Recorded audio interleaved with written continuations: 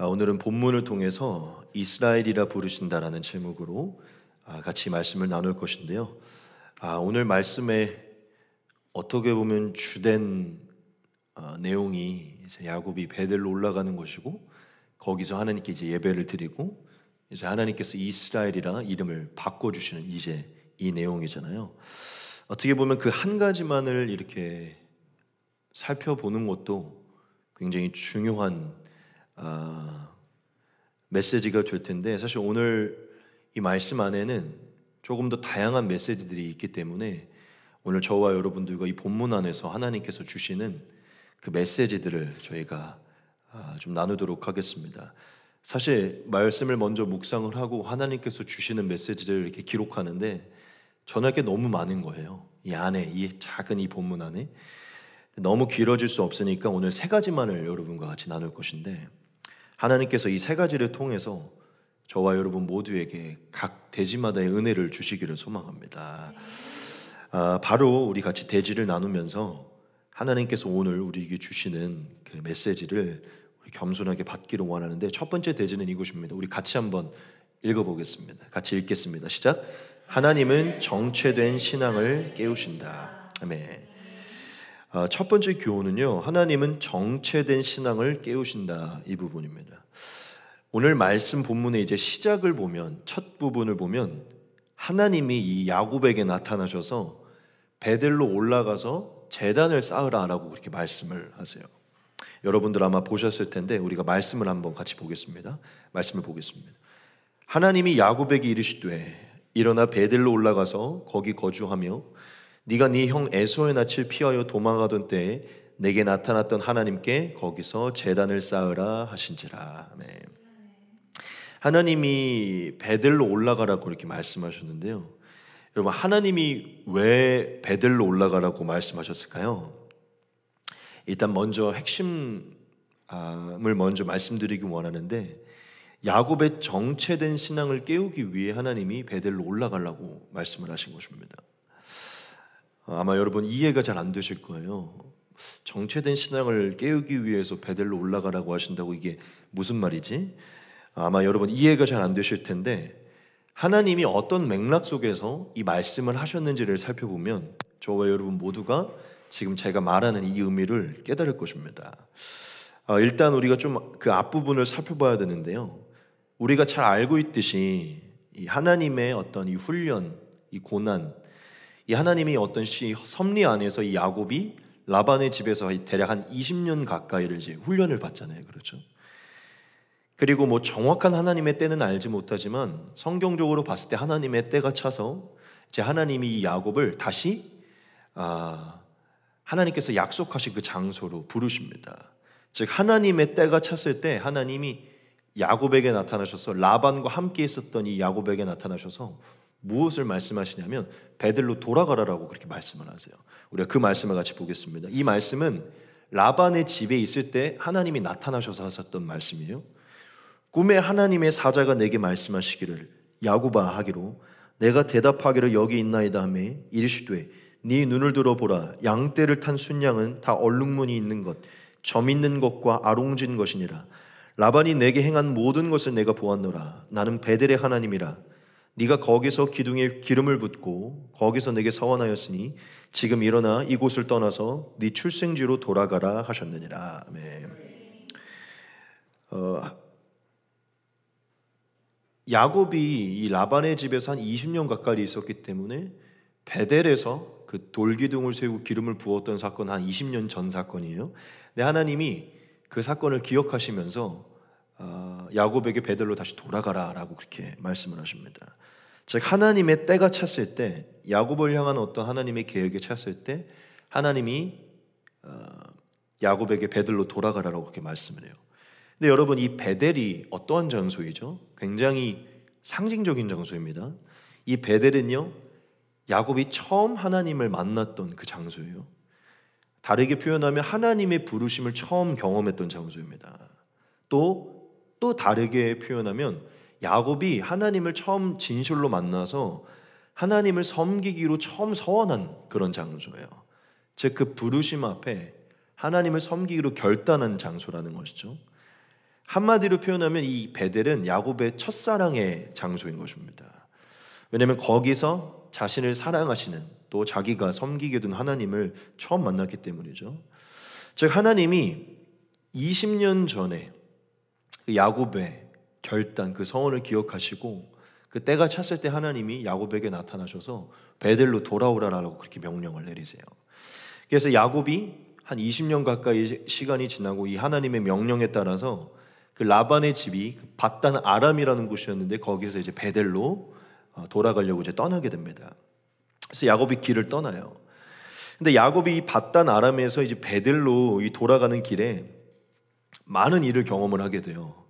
첫 번째는 자신을 죽이려고 쫓아오는 이 라반을 하나님의 은혜로 잘 보내게 되고 즉 문제를 해결하게 됩니다. 그리고 또 중간에 야복강에서 하나님을 만나서 씨름을 해서 오늘 말씀의 본문에 있었던 이 이름의 선포를 사실 거기서 먼저 받게 되죠.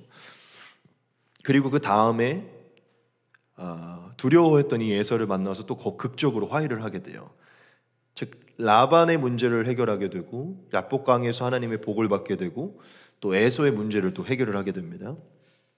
즉 밧단 아람에서 이제 하나님의 명령으로 베델로 돌아가는 그 길에 이 야곱이 하나님의 도우심으로 인해서 걱정했던 많은 것들을 해결하고 하나님의 축복을 돌아오게 돼요. 그래서 돌아오는 많은 길에 야곱이 뭘 경험하냐면 하나님이 명하신 게 맞고 하나님이 함께 하시는구나, 이 마음을 이제 야곱이 느끼게 됩니다. 그래서 하나님께 감사했고 이제 야곱은 남은 것은 이제 하나님 명령 그대로 베델로 돌아가는 일만 남았어요. 그 일만 이제 감당하면 되는 겁니다. 근데 성경이 야곱이 바로 베델로 돌아가야 되는데 다른 사실을 얘기를 해줍니다. 사실 이게 성경에서 한 가지 문제라고 얘기를 해요. 그렇게 많은 형통하심을 경험하고 하나님께 감사했던 이 야곱이 하나님의 명령에 따라 이제 베델을 가야 되는데 곧바로 베델로 가지 않고 다른 곳을 가게 됩니다. 즉 다른 곳에 머물게 돼요. 베델로 가는 그 길목에 있었던 이 세겜이라는 지역에 야곱이 머물게 됩니다. 근데 이게 단순히 하루 이틀 머문 게 아니라 거기에 거주를 하게 돼요. 성경을 보면 이 야곱이 이 에서와의 문제가 극적으로 해결된 이후에 제일 중요한 문제였죠. 그 문제가 해결된 이후에 바로 베델로 가지 않고 숫곳이라는 곳에 머물렀다가 곧바로 세겜이라는 지역에 가서 거기서 머물렀다고 얘기를 해요. 같이 한번 보겠습니다. 야곱은 숫곳에 이르러 자기를 위하여 집을 짓고 그의 가축을 위하여 우릿간을 지었으므로 그 땅 이름을 숫곳이라 부르더라. 야곱이 밧단 아람에서부터 평안히 가나안 땅 세겜 성읍에 이르러 그 성읍 앞에 장막을 치고 그가 장막을 친 밭을 세겜의 아버지 하몰의 아들들의 손에서 베크시타에 샀으며 거기에 제단을 쌓고 그 이름을 엘엘로 해 이스라엘이라 불렀더라. 아멘. 여기서 보면 야곱이 굉장히 평안히 가나안 땅에 이르렀고 또 거기서 하나님께 제단을 쌓고 하는 것을 봄으로 인해서 야곱의 지금 이 모습이 큰 문제가 없는 모습 같아요. 근데 어떠한 기준에서 이게 잘못된 것은 아니에요. 어차피 밧단 아람에서 베델로 가는 길목에 있었던 곳이기 때문에 세겜에 머무는 게 잘못된 것은 아닙니다. 그런데 여기서 문제가 뭐냐면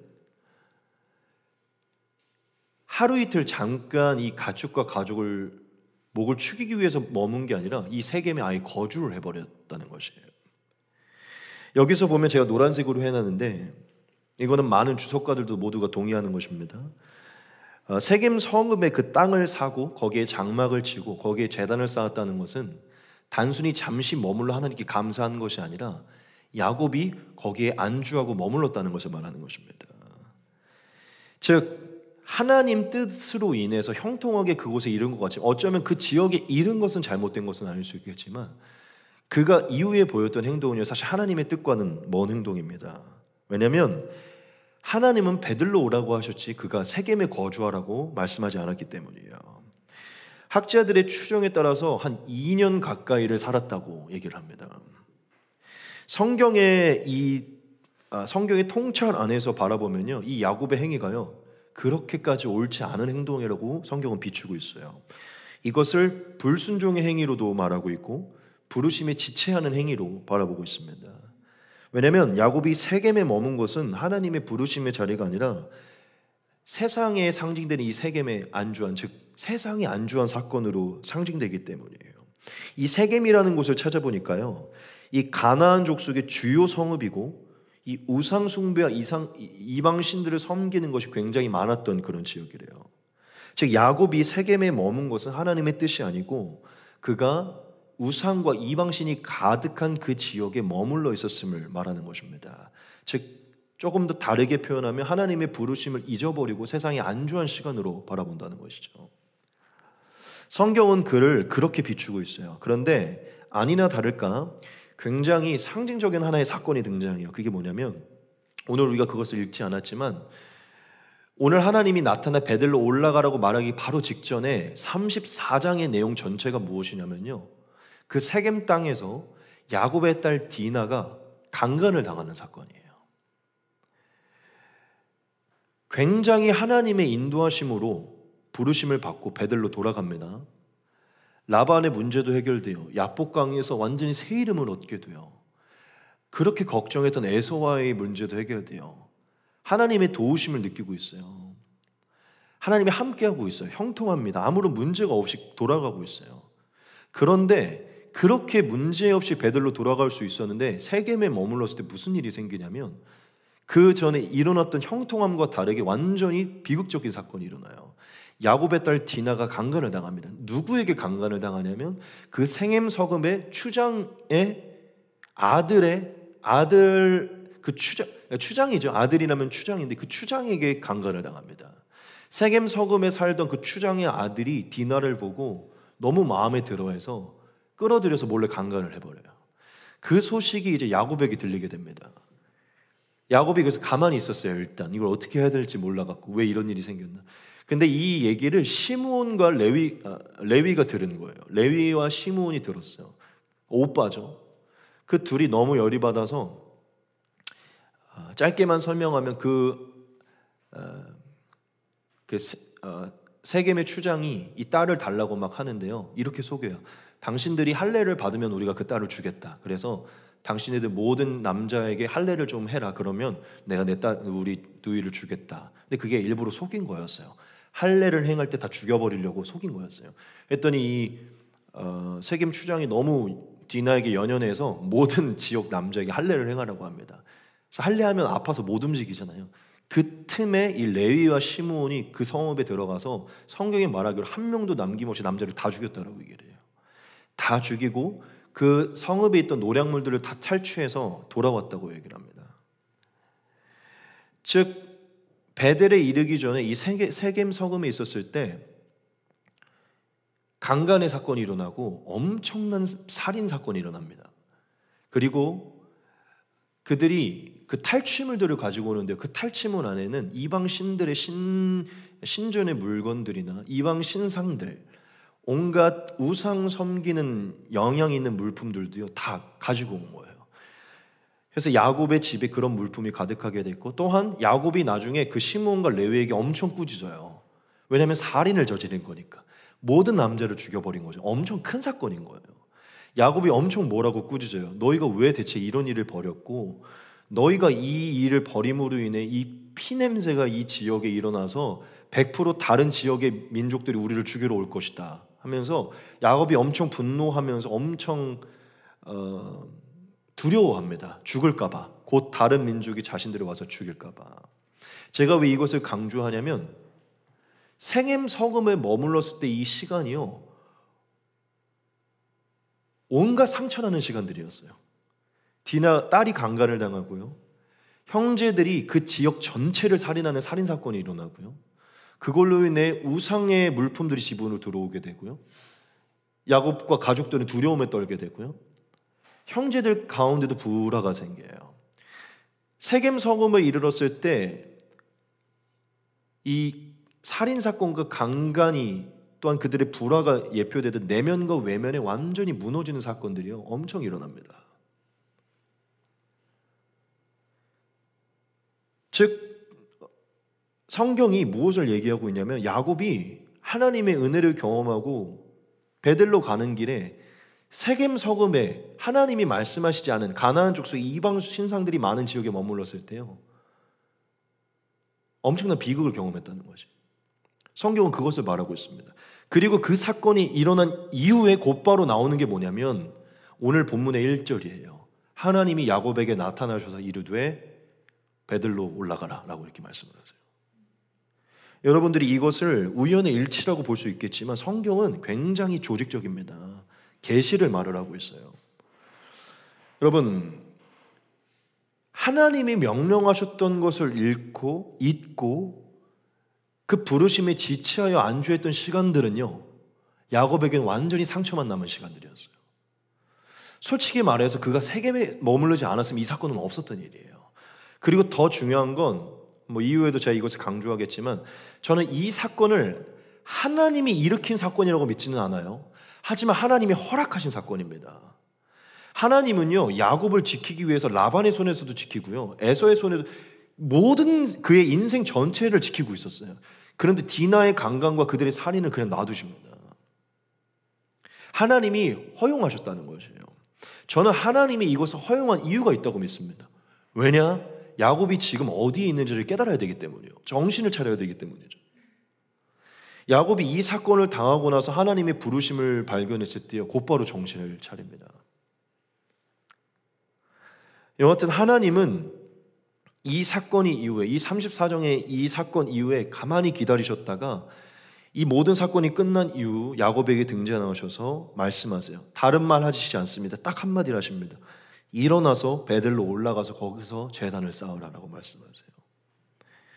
여러분, 하나님이 왜 이 타이밍에 야곱에게 나타나셔서 이 말씀을 하셨을까요? 저는 이것이라고 확실하게 믿습니다. 야곱이 하나님의 부르심을 잊고 그곳에 안주하고 있었기 때문이에요. 하나님이 장막을 치고 제단을 쌓으라는 그곳이 아니라 세상으로 비유되는 세겜에서 오랫동안 머물고 거기에서 거주하고 있었기 때문이에요. 성경은 말하기로 자기를 위해서 거기에 우리간을 짓고 장막을 쌓았다, 자기를 위해서 쌓았다고 말해요. 하나님을 위해서 가는 게 아니라 자기를 위해서 거기서 머물렀다고 얘기를 해요. 저는 하나님이 오늘 본문에서 나타나셔서 야곱에게 베들로 올라가라고 말한 것은요, 야곱을 다시 부르기 위함이라고 믿습니다. 정체되어 있고 지체되어 있던 야곱에게 부르심을 상기시키며 다시 그를 부르심의 자리로 인도하기 위해서 하나님이 말씀하시는 거예요. 즉 하나님이 베델로 올라가라고 말한 것은요, 사실은 이것을 내포한 것 같아요. 야곱아, 나는 너를 세겜으로 부르지 않았다. 나는 너를 베델로 불렀다. 야곱아, 나는 너가 세상에 안주하지 않기를 바란다. 너가 부르심의 자리에 있기를 바란다. 야곱아, 나는 너가 지체하지 않기를 바란다. 너가 부르심을 받은 자리로 돌아오기를 바란다. 이것을 내포하고 있다는 것이죠. 여러분, 제가 여러분들에게 오늘 말씀에서 첫 번째 교훈이 하나님은 정체된 신앙을 깨우신다라고 말했죠. 아마 처음에 이해가 잘 안 되셨을 거예요. 그런데 여러분, 성경을 깊이 살피고 이 야곱의 삶 전체 안에서의 맥락을 보면요, 하나님이 왜 이 타이밍에 나타나셔서 베델로 올라가라고 말했는지를 깨달을 수 있습니다. 여러분들이 이것을 전체를 살피고 이 본문을 살피면 제가 왜 하나님이 정체된 신앙을 깨우시는 분이라고 말했는지를 이해를 하게 될 것이에요. 하나님은 부르심을 잊고 자신의 삶에 안주하던 이 야곱을 깨우기 위해서 베델로 오라고 하신 거예요. 부르심의 자리로, 첫사랑의 자리로, 결단이 있었던 그 자리로 돌아오라고 말씀한 것입니다. 여러분, 우리는 첫 번째 대지를 통해서 하나님을 깨달을 수 있어요. 우리를 향한 하나님의 뜻이 무엇인지를 알 수 있다는 겁니다. 이 야곱은 진실로 우리이기 때문에 이것은 우리를 향한 하나님의 계시거든요. 여러분, 오늘 우리는 이 말씀으로 하나님을 알아야 됩니다. 하나님은요, 우리의 정체된 신앙을 깨우시는 분입니다. 저와 여러분들을 베델로 올라오라고 말씀하시는 분이라는 거예요. 여러분, 베델이 어떤 장소라고 그랬죠? 이것은 우리에게 상징적인 것입니다.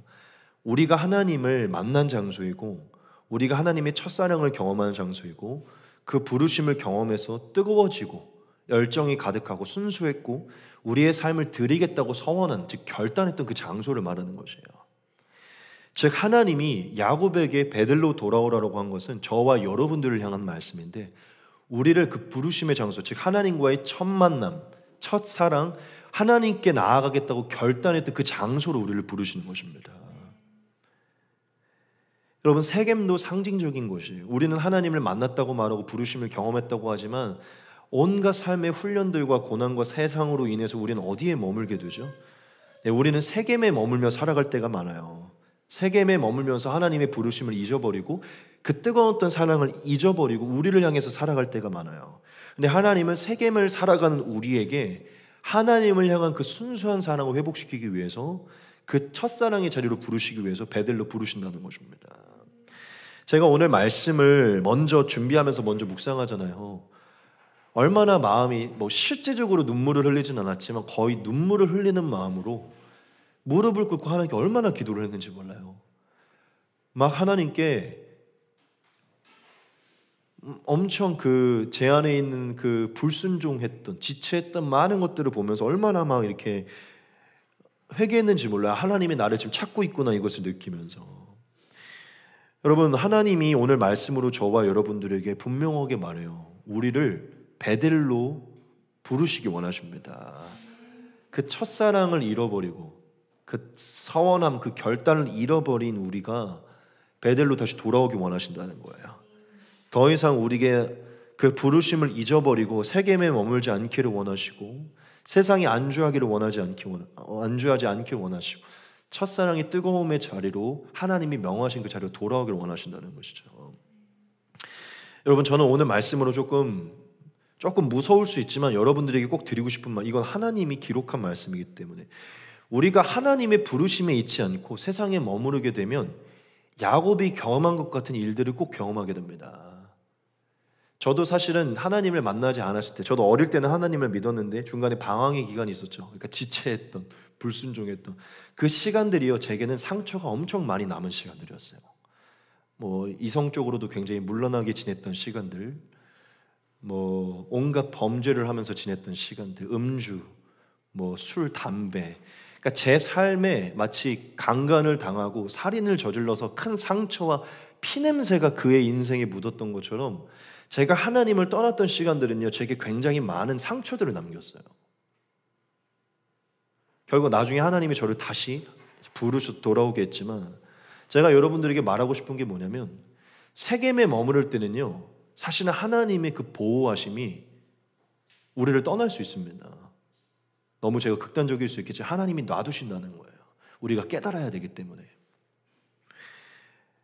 여러분, 우리가 하나님의 부르심의 자리에 있을 때 하나님이 우리를 보호하시는 것이지, 우리가 지체하게 되면 하나님은 우리에게 깨닫게 하기 위해서 우리에게 삶을 흔드는 일들을 허락하실 수 있어요. 저와 여러분들에게 즉 한마디로 말하면 우리가 세상에 있을 때 안 좋은 일들이 많이 생긴다는 것입니다. 좋지 않은 일들, 좋지 않은 것들이 많이 묻는다는 것이죠. 그런 더러운 것들이 우리의 몸에 많이 묻는다는 것이에요. 왜냐, 하나님이 그것을 우리에게 허락하셔서 우리를 깨닫게 하도록 우리의 삶을 흔드는 일들을 허락하실 수 있기 때문이죠. 즉 제가 말하고 싶은 게 뭐냐면 저와 여러분 모두가 지체하게 될 때는요, 안 좋은 일들, 분노하게 되는 일들, 세상에 머물러 있을 때는 막 짜증을 내는 일들, 진짜 막 살인을 저지르는 일들, 말도 함부로 하게 되고 그런 일들이 많이 일어난다는 것이죠. 그러니 우리가 사실은 지체하지 않는 게 좋다는 것입니다. 여러분, 하나님이 저와 여러분들을 순수한 첫사랑의 자리로 부르시기 원하세요. 그 자리로 다시 돌아오기를 원하세요. 그 자리로 부르고 있는데 또 그 중간에 잠깐 또 빠져서 자신을 위해서 세겜에 머물기를 원하지 않는다는 것이죠. 저와 여러분들이 그곳에 머물러 있다면 베델로 돌아오라고 말씀하신다는 것입니다.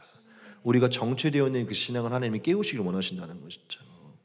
여러분, 만약에 지금 신앙이 정체되어 있다면, 지체되고 있다면, 어느새 하나님의 부르심을 잊어서 그 첫사랑을 잊어서 안주하고 있는, 세상에 머물러 있는 자리에 있다면요, 잊어버린 것 같다면 오늘 이 말씀으로 하나님의 부르심을 듣기를 소망합니다.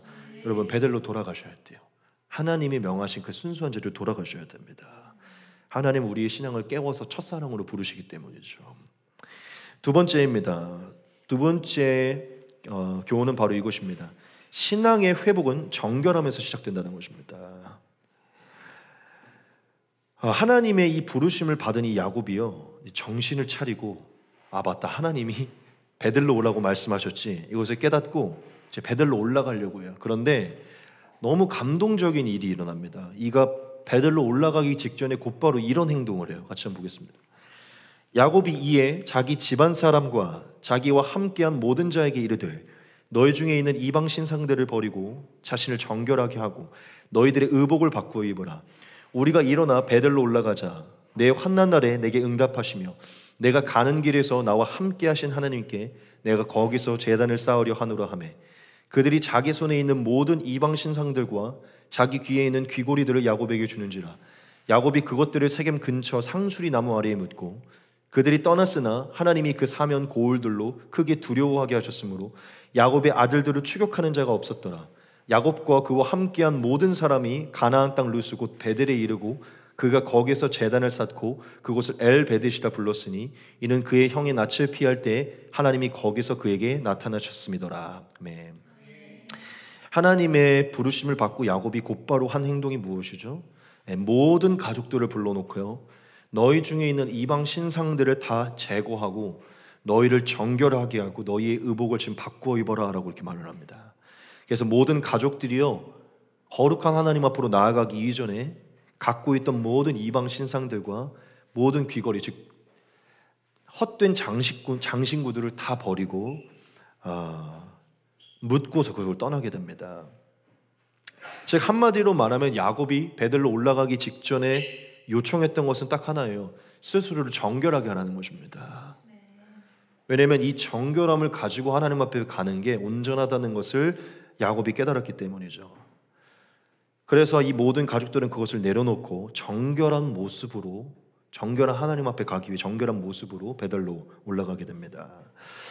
여러분, 이 말씀은 뭐 큰 설명이 필요 없어요. 야곱의 이 행동은요, 정말 성령의 계시입니다. 정말 성령께서 기록하신 거예요. 정말 큰 영적인 교훈이 있는 것이에요. 지금 다시금 하나님의 부르심을 깨닫고 그 순수한 선한 자리로 야곱이 돌아가기 직전에 한 것은요, 세상적인 모든 것을 버린 것입니다. 사실 야곱이 베델에서 떠나서 20년을 살아가면서요, 라반의 집에서도 사실은 수많은 이방의 요소들을 많이 경험했고 지금 살고 있던 이 세겜 땅에서도 이 수많은 이방의 요소들을 경험했어요.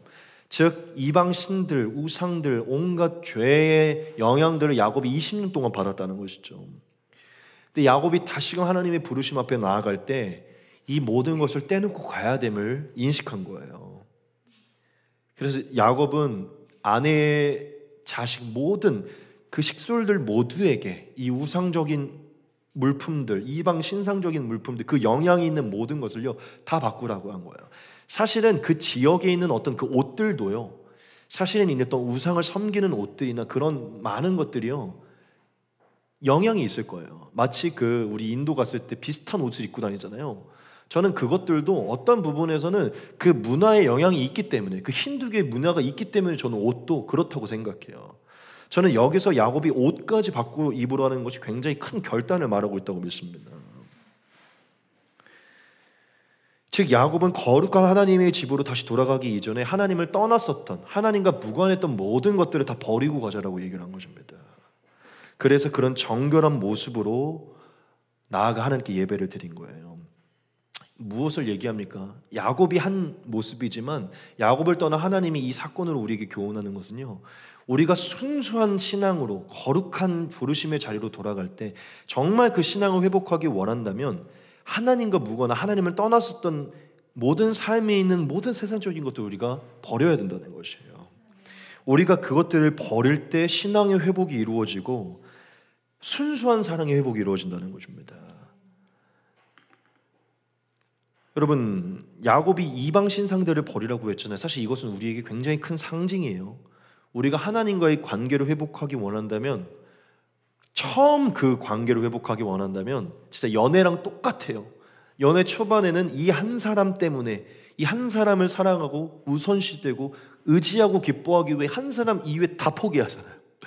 점점 싫어지니까 이제 다른 거 만나죠. 근데 정말 하나님도 똑같은 것 같아요. 저도 처음 하나님 만났을 때 제 뜨거움을 살펴보면 지금 이렇게 사는 게 맞나 싶을 정도예요. 정말 막 정말 뭐 1초가 아깝다 해서 스치는 사람들에게 전도하려고 하고 말씀 보려고 기도하려고 막 누구 안 만나도 되고 안 먹어도 되고 뭐 안 해도 돼요. 그냥 그게 즐거웠는데 슬슬 뭐 스포츠 경기를 보고 있지 않나, 유튜브를 보고 있지 않나, 점점 더 하나님을 찾는 것보다 사랑하고 기뻐하고 의지하는 게 너무 많아지는 거예요. 여러분, 이방 신들을 버리는 건 사실 이방 신은 우리가 뭐 다른 신 섬기니까 그렇지 않아요. 더 사랑하고 기쁨을 얻고 의지하는, 만족을 얻는 것들을 우리가 버려야 되는 거죠. 그때 처음 우리가 가졌던 그 신앙이 살아나는 것입니다. 그리고 정결함을 가지라고 해요. 자신을 정결하게 하라고 하죠. 이것은 너무 분명하잖아요. 죄에서 떠나야 됩니다. 하나님과 무관한 불순종하는 죄에서 떠나야 되는 것이에요. 의복을 바꾸어 입으라 그러죠. 이것은 결국 저와 여러분들의 신분에 합당한, 거듭난 신분에 합당한 삶을 살으라고 얘기하는 것이, 즉 오늘날로 말하면 예수님을 옷 입은 자로서 예수로 옷 입고 사는 삶을 살라고 말씀하는 것입니다. 로마서에 보면 분명히 바울이 이렇게 말하죠. 또한 너희가 이 시기를 알거니와 자다가 깰 때가 벌써 되었으니 이는 이제 우리의 구원이 처음 믿을 때보다 가까웠습니다. 밤이 깊고 낮이 가까웠으니 그러므로 우리가 어둠의 일을 벗고 빛의 갑옷을 입자. 낮에와 같이 단정히 행하고 방탕하거나 술 취하지 말며 음란하거나 호색하지 말며 다투거나 시기하지 말고 오직 주 예수 그리스도로 옷 입고 정욕을 위하여 육신의 일을 도모하지 말라. 아멘. 즉 저와 여러분들이 새 생명을 가진 자로, 예수님으로 옷 입은 자로 이전의 옛사람의 옷을 다 버리라는 것을 말하는 것입니다. 이게 저와 여러분들이 다시 순수해지고 첫사랑을 회복하는 길이라는 거예요. 여러분, 진짜 우리의 순수한 신앙, 정말 하나님 집 안에서 온전하게 교제했던 그 순수한 믿음을 우리가 회복하기 원한다면 굉장히 상징적이에요. 이 상수리 나무 밑에 다 묻어버렸대요. 보이지 않게. 그리고 떠난 거예요. 우리가 다 묻어버려야 될 줄 믿습니다. 우리 안에 있는 이 덕지덕지 묻은 하나님보다 우선된 것들을 묻어야 돼요. 안 보이게 묻고 그냥 미련 없이 떠나야 되는 것입니다. 그때 거기서 베델의 은혜가 다시 주어지는 줄 믿습니다. 여러분, 신앙의 회복은 정결함에서 시작된다는 것을 기억하시다. 마지막 세 번째입니다. 짧게 전하고 마칠게요. 신앙이 회복될 때 새로운 축복이 주어진다는 것입니다. 야곱이 결국 자신을 정결하게 하고 베델로 올라가 하나님을 예배했을 때 하나님이 또 놀라운 말씀을 주십니다. 같이 보겠습니다. 야곱이 밧단 아람에서 돌아오매 하나님이 다시 야곱에게 나타나사 그에게 복을 주시고 하나님이 그에게 이르시되 네 이름이 야곱이지만은 네 이름을 다시는 야곱이라 부르지 않겠고 이스라엘이 네 이름이 되리라 하시고 그가 그의 이름을 이스라엘이라 부르시고 하나님이 그에게 이르시되 나는 전능한 하나님이라 생육하며 번성하라 한 백성과 백성들의 총회가 내게서 나오고 왕들이 네 허리에서 나오리라 내가 아브라함과 이삭에게 준 땅을 내게 주고 내가 네 후손에게도 그 땅을 주리라 하시고 하나님이 그와 말씀하시던 곳에서 그를 떠나 올라가시는지라. 아멘. 야곱이 정결한 마음으로 다시 순수하게 하나님을 예배했을 때 하나님이 야곱에게요 정확하게 복을 주셨대요. 다시 그에게 나타나 복을 선포하십니다. 근데 이 복은 크게 두 가지로 볼 수 있죠. 하나는 야곱을 이스라엘로 변화시켜 주신 거고 인쳐 주신 것이고, 두 번째는 하나님이 아브라함 때부터 세우셨던 그 계획을 말씀하시며 그 원대한 계획의 중심에 야곱이 쓰이게 될 것임을 말씀하십니다. 즉 원대한 계획 속의 통로가 될 것을 상기시켜 주시고 인쳐 주시는 거예요. 여러분, 하나님이 야곱의 이름을 이스라엘로 바꾼 게 큰 의미가 있다는 거 이미 여러분 다 아실 겁니다. 이것은 그의 존재 자체가 변화됨을 상징하는 거예요. 자신의 잔꾀로 살아가고 속이던 자가 이제 죽었다는 것이고 이제는 하나님의 은혜로 살아가는 자가 되고 자기의 잔꾀가 아니라 은혜로 살아가는 자가 될 것이고 스스로가 스스로를 다스리는 게 아니라 하나님이 야곱을 다스린다는 상징적인 의미입니다. 즉 신약적으로 말하면 옛사람이 죽었고 새 사람으로 부활한다는 의미예요. 하나님이 그걸 받으셨고 이제 인친다는 것을 말합니다. 사실 저도 조금 궁금한 게 뭐냐면 하나님이 야복강에서 이미 한번 말씀하셨잖아요. 근데 그 뒤에 보면 성경에 다시 야곱이라는 이름이 등장합니다. 그러다 여기서 갑자기 다시 이스라엘로 말하고 이제 여기부터 이스라엘이라고 나와요. 정확한 의도는 몰라요. 제가 하나님은 아니니까. 그런데 그냥 이런 짐작을 한번 해봤어요. 하나님이 야복강에서 그렇게 축복을 달라 그래갖고 못 이겨서 이제 이름 바꿔주셨는데 부르심을 잊어버리고 세겜에 또 안주하게 되잖아요. 그러니까 왠지 하나님이 다시 정신을 차리고 모든 이방 신상들을 다 내려놓고 다시 돌아왔을 때 다시 한번 상기시키시면서 진정으로 다시 그가 제자리로 돌아왔을 때 명하신 게 아닌가라는 생각을 해요. 맞을지 모르겠지만 왜냐? 야복강에서 그가 만났을 때도 여전히 이방 신상들을 가지고 있었거든요. 하지만 그가 세겜 이후로 다시 베들로 올라갈 때는요, 다 버리고 갑니다. 무슨 얘기입니까? 마음가짐이 달라졌다는 것이죠. 하나님이 다시 그에게 명하시며 그가 이스라엘로 살아갈 수 있는 그 삶을 허락하시는 것이죠. 즉 하나님이 정말 마음을 정결케 하고 삶을 정결케 하고 다시 하나님 앞으로 돌아온 야곱에게 두 가지의 축복을 주세요. 그의 존재를 완전히 변화시키시고 하나님의 계획의 통로에 인치셔서 하나님이 예정하셨던 그의 계획을 이뤄가시는 것입니다. 여러분, 짧게 전하고 마칠게요. 저와 여러분들의 신앙이 진짜 회복되고 하나님이 기뻐하시는 그 수준, 그 자리에 우리가 이르게 되면 하나님은 저와 여러분들에게 다시 새로운 복을 주실 것입니다. 당연히 이미 우리가 복을 누리고 있지만 저는 오늘 말씀을 근거해서 말씀드리는 거, 다시 하나님이 복을 명하실 거예요. 그 복이 무엇이냐면 진짜 우리가 새 생명, 새 이름을 얻게 되는 것이고 하나님의 계획의 통로가 되는 것입니다. 제가 오늘 야곱의 이 사건을 보면서 이것은 정확하게 거듭남이다라는 것을 깨닫게 됐어요. 거듭남. 여러분, 야곱이 20년 전 베델에서 만났을 때 하나님을 만난 것 같지만 진짜 거듭남은 여기에 있습니다. 진짜 거듭남은 20년 뒤에 있다는 거예요. 그가 많은 훈련과 고난을 통해 하나님이 진짜 원하는 게 무엇인지 깨닫고 정결하게 나아갔을 때 진짜 거듭남이 있었다는 거예요. 여러분, 야곱이 이스라엘로 변화된 것은 신약적인 계시인데 예수님 안에서 죄인으로 살아가던 우리가 의인으로 완전히 변화되어서 거듭나는 사건을 말합니다. 여러분, 하나님을 만났다고 하는 것이요, 진짜 거듭남이 아닌 것 같아요. 진짜 거듭남은 정말 자신의 모든 우상적인 것과 하나님보다 우선된 모든 것을 버리고 순수하게 하나님만을 따라 정말 하나님 앞에 순복하는 자리로 가는 것이 거듭남입니다. 그때 저와 여러분들에게 진짜 성령의 다스림의 역사가 일어나고 정말 하나님의 다스림 안에서 살아가는 삶이 시작되는 거예요.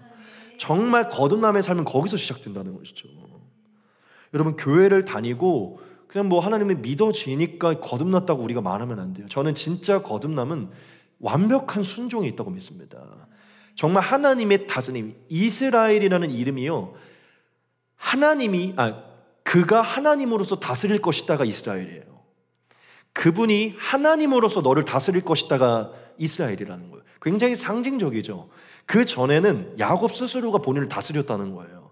하지만 이제는 나에게 순복한 너에게 내가 널 다스릴 것이다 라고 인치신 거예요. 여러분, 진짜 크리스찬이 정말 새 생명으로 거듭나는 지점은 예수님을 알고 교회를 다니지만 여전히 내 삶을 내가 다스리는 게 아니라 철저하게 하나님이 나를 다스려, 즉 성령이 나를 다스려 그 다스리는 삶을 시작하는 게 새 생명인 것입니다. 정말 저와 여러분들이 이스라엘이 되는 순간은 그 시간이라는 것이죠. 저와 여러분들이 정말 우상을 내려놓고 하나님께 순종하여 정결하게 하나님만을 사랑하는 삶으로 돌아가게 되면요, 정말 성령의 생명과 그 다스림을 우리가 깨닫게 되고 정말 그 생명을 누리는 삶을 시작하게 될 줄 믿습니다. 이제야 진짜 이스라엘로 산다는 것이죠. 우리가 저번 주에 공교롭게 저번 주일날 예수님의 이름을 갖고 사는 이거 나눴었잖아요. 예수님의 이름을 가지고 사는 게 무엇인가? 여러분, 우리가 진짜 이제 우리의 이름이 아니라 예수님의 이름으로 기도하고 예수님의 이름으로 사는데, 진짜 예수님의 이름으로 우리가 사는 것은 예수님의 이름으로 살지만 내 스스로가 나를 다스리는 게 아니라 예수님이 나를 다스리는 삶을 살 때 예수님의 이름을 갖고 사는 것인 줄 믿습니다. 정말 거듭남은 우리의 완전한 순종, 모든 것을 제거하는 정결함을 우리가 가질 때 일어난다는 것이죠. 그리고 저는 확실하게 믿어요. 그게 뭐냐면, 사실 오늘 말씀이 저 개인적으로도 많이 위로가 됐는데 그냥 그런 소망이 생기는 것이죠. 뭔가 이렇게 연약한 얘기하고 싶지 않지만 뭔가 이제 저는 그런 고민이 많이 들잖아요. 내가 너무 연약하고 내가 너무 뭔가 이게 정결하지 않고 뭔가 내가 여전히 그 진짜 야곱의 그 20년처럼 뭔가 훈련되지 않아서 나는 이렇게 성도들도 많이 없고 뭔가 이렇게 내가 열매를 맺지 못하는 건가라는 생각이 늘 저를 올감해요. 화살을 어쩔 수 없이 저한테 돌리게 되고 여러분 잘못이니까 결국 제 문제인 거잖아요, 이거는. 근데 오늘 말씀에 그냥 하나님이 제 개인적으로 응답을 주신 게 뭐냐면, 서강아, 진짜 나만을 순수하게 사랑하고 정결하게 정말 내 다스림을 얻고 이스라엘로 살아가라. 하나님이 야곱을 향한 계획을 가지고 있었잖아요. 근데 이것은 사실은 야곱이 라반의 집에 있었던 어디에 있었던 사실 하나님이 늘 가지고 있었던 것이잖아요. 근데 하나님이 이 계획을 가지고 있다가 많은 훈련이 끝나고 이스라엘로 인치시고서 다시 이것을 명하세요. 이것은 사실 이것을 상징하는 것인데, 원래 하나님이 그 마음을 갖고 있었지만 이스라엘이 될 때 이것을 이뤄간다는 것을 상징하거든요. 제가 그냥 그런 마음을 받은 거예요. 아, 내가 진짜 이스라엘이 되면, 여기서 보면 하나님이 그런 얘기를 하세요. 생육하고 번성하라. 한 백성과 백성들의 총회가 내게서 나오고 왕들이 네 허리에서 나올 것이다. 이 왕은 나중에 이제 예수님까지 예표가 돼요. 예수님이 네 허리에서 나올 것이다. 이것을 예표하는 것이죠. 이 백성은 교회를 의미하고, 백성들의 총회는 모든 열방의 교회의 중심이 이 아브라함의 후손으로부터 나온다는 이 얘기를 얘기하는 겁니다. 그러면서 이 이스라엘, 하나님이 택한 민족을 생육하고 번성하라는 이 미션을, 사명을 주세요. 근데 이게 저는 개인적으로 저한테 들리는 거예요. 하나님 저를 향한 계획이 분명히 있으실 거 아니에요. 이런 메시지가 오는 거죠. 너가 참 이스라엘이 되면, 정말 너가 너를 정결하게 하고 내 다스림 안에 있으면 생육하고 번성하게 될 것이다. 너희 교회, 한 교회가 열국의 교회가 마치 총회가 될 것이고 중심이 될 것이고, 이 왕들은 사실 신약적으로 보면 왕 같은 제사장들, 왕 노릇하는 백성들을 의미하죠. 너희 교회가 왕 같은 제사장들과 왕 노릇하는 백성들을 일으킬 것이다, 서강아. 이건 하나님이 야곱을 향해 가지고 있던 계획이에요. 근데 야곱이 이스라엘 될 때까지 기다리고 있었던 것이죠. 그래서 제가 뭘 느꼈냐면, 야, 하나님은 정말 이 잔꽤 많은 야곱에게도 이런 원대한 계획을 갖고 있었구나라는 마음을 느끼면서, 나한테 아직 기회가 있다. 하나님은 나를 향한 계획을 갖고 계시고 내가 이스라엘이 돼야겠다는 생각을 갖게 되더라고요. 제가 이 얘기를 왜 하냐면 여러분을 향한 얘기예요. 하나님은 진짜 우리를 향한 계획을 가지고 계십니다. 믿으십니까? 정말 이 작은 우리의 기준과 다른 하나님의 원대한 일에 대한 계획이 분명히 저는 우리에게 있을 거라고 믿어요. 야곱은 자기만을 보던 사람인데, 야곱이 뭐 하나님의 이 계획을 알고 있었겠습니까? 근데 하나님이 그거를 알고 있는 것이잖아요. 저는 제가 이 봉천동에서 이 교회 하나, 이 작은 삶을 살아가고 있지만 분명히 제가 이스라엘이 되면 제가 모르는 하나님의 일을 전 이루어질 거라고 믿습니다. 그러니까 우리가 해야 되는 건 하나예요. 그냥 이스라엘이 되는 것입니다. 저와 여러분들을 향한 계획이 전 분명히 있을 거라고 믿어요. 이 말씀을 오늘 그렇게 들으시기 바랍니다. 그 하나님의 원대한 계획이 그 중심의 통로가 되기 위해 저와 여러분들이 해야 되는 것은 이스라엘이 되는 것이에요. 여러분, 순수한 신앙을 회복하셔서 이스라엘이 되십시오. 진짜 이스라엘. 그래서 제가 막 이렇게 로고 만드는 거를 좋아하는데, 갑자기 이런 문구를 새기고 싶어서 WAI라는 그 뭔가 이 문구를 새기고 싶은 거예요. We are Israel 이렇게 해갖고 어디에 이거 딱 새기고 싶어요. 유튜브 채널을 하나 만들든지, 우리가 이스라엘이다 이러면서 막 그런 거룩한 열망이 막 일어났었어요. 저와 여러분들이 다 이스라엘입니다. 믿으십니까? 하나님은 이스라엘을 향해 계획을 가지고 계세요. 여러분들이 회복할 때 하나님이 새로운 복을 명하실 것입니다. 야곱에게 명하셨듯. 그리고 저와 여러분들의 삶에 진짜 놀라운 역사가 일어날 줄 믿습니다. 여러분, 오늘 말씀, 저와 여러분 모두를 향한 말씀임을 꼭 기억하시면서 오늘 우리가 하나님께 좀 기도하는 시간 가졌으면 좋겠어요. 너무 길지 않게 기도할 것인데, 우리가 하나님, 우리가 여전히 머물러 있고 지체하는 것이 무엇인지 가르쳐달라고, 우리가 내려놔야 될 것이 무엇인지 가르쳐달라고, 또한 우리를 향한 하나님의 비전이 무엇이 더 가르쳐달라고 우리가 좀 같이 기도하기를 원합니다. 우리 같이 한번 좀 뜨겁게 기도하고 마치도록 하겠습니다.